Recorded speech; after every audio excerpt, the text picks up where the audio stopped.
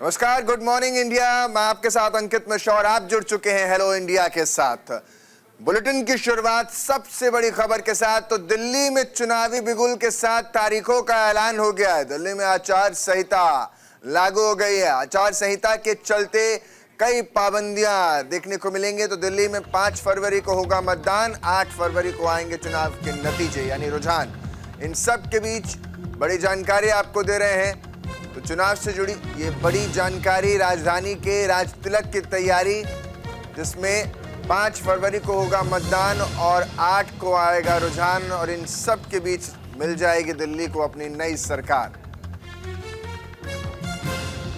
चुनाव आयोग ने प्रेस कॉन्फ्रेंस करके तारीखों का ऐलान कर दिया है और इस ऐलान में ये साफ हो गया है कि अब आचार संहिता के चलते कई पाबंदियां भी राजधानी में रहेंगी। कोई नई योजना सरकार नहीं लागू कर पाएगी।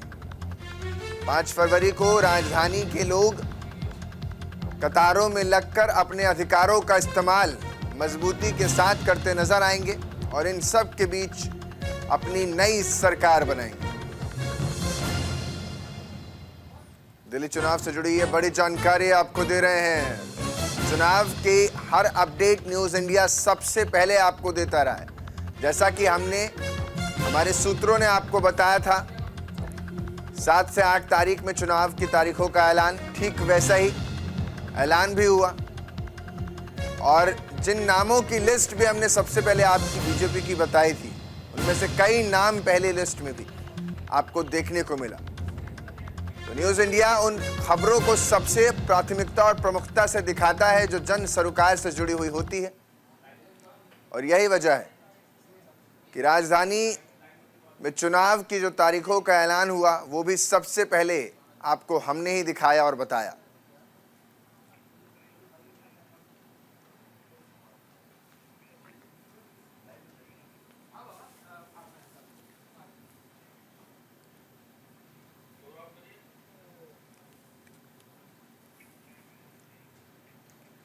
तो देखिए, साफ तौर पर राजधानी में जो स्थिति है वो क्या रहती है वो हम आपको बता रहे हैं। तारीखों के ऐलान के साथ ही बहुत सारी चीज़ें, स्थितियां क्लियर हो जाती हैं और इन सब के बीच राजधानी के लोगों को भी इंतज़ार था कि वो किसी भी तरीके से चुनाव की तरफ बढ़ता हुआ जो स्थिति है उसको क्लियर कर दें, और इन सब के बीच जो लगातार स्थिति है वो क्लियर हो गई है।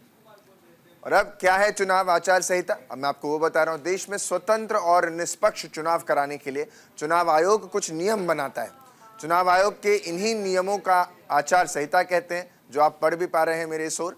आचार संहिता नियम और दिशा निर्देशों का एक सेट है पूरा। चुनाव की घोषणा के बाद राजनीतिक पार्टियों को किन गतिविधियों से परहेज करना है, ये निर्देशित इसमें होते हैं। भाषण देने से लेकर मतदान वाले दिन मतदान केंद्र से संबंधित नियम कुछ इसमें होते हैं। पोर्टफोलियो, चुनाव घोषणा पत्र, जुलूस और रैली से संबंधित नियम भी इसमें कायदे कानून होता है। चुनाव आचार संहिता का मकसद स्वच्छ और निष्पक्ष चुनाव आयोजित करवाना होता है। तो ये पूरा आचार संहिता जो आप देख पा रहे हैं उसका खाका मैंने आपको दिखा दिया। यानी जब चुनाव की तरफ देश बढ़ता है तो इन्हीं के चलते आप तक वो पहुंचता है। स्वच्छ, निष्पक्ष और बिना किसी पक्ष को लिए यानी निष्पक्ष चुनाव कराया जाता है। रैली से लेकर के योजनाओं तक की जो स्थिति होती है उस तक पर इसी के जरिए आचार संहिता जो लागू हो जाती है, इसी के जरिए आगे बात होती है। मेरी सहयोगी ज्यादा जानकारी के साथ दिल्ली से भावना सिसोदिया जुड़ रही हैं। भावना, चुनाव की तारीखों का ऐलान हो गया, कटाक्ष एक तरफ हर पार्टी एक दूसरे पर कर रही है। अब तैयारी तो युद्ध स्तर की होनी चाहिए, क्योंकि अब बहुत जल्द चुनाव फेज की तरफ देश बढ़ रहा है, खासतौर पर राजधानी बढ़ रही है। जी अंकित, दिल्ली में घोषणा हो चुकी है। जहां मतदान होगा वहीं 8 फरवरी को चुनावी नतीजे आएंगे और उसको लेकर हर तरीके की तैयारी हो गई है। जहां राजनीतिक दलों की बात जाए तो राजनीतिक दल अपने चुनावी मैदानों में उतर चुके हैं, तो वहीं चुनाव आयोग पर तरीके की तैयारियां जो है वो की जा रही है, ताकि 5 फरवरी जो चुनाव है पूरी तरीके से निष्पक्ष चुनाव हो। किसी भी तरीके की कोई गड़बड़ी जो है वो ना देखी जाए। तो जो है पूरी तरीके से चुनाव तैयार हो चुका है दिल्ली की जो राजनीतिक दल है वो तैयार हुए हैं। वहीं जैसे ही कल 7 तारीखों का ऐलान हुआ था उसके बाद कोड ऑफ कंडक्ट दिल्ली में लागू हो गए।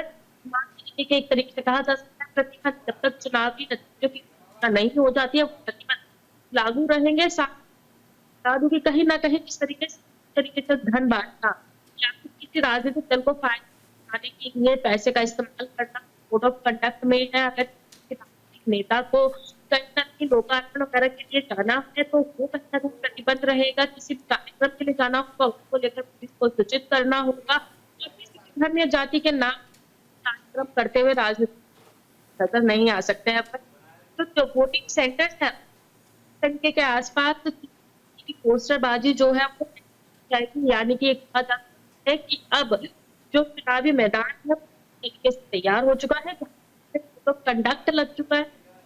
अब सभी जो चुनाव दल के नेता है वो अपनी तैयारियों के साथ मैदान में उतर चुके और इनका नतीजा अब 8 मई को ईवीएम खुलने के बाद है ना, दिल्ली की जनता को चुनकर लाई है। दिल्ली की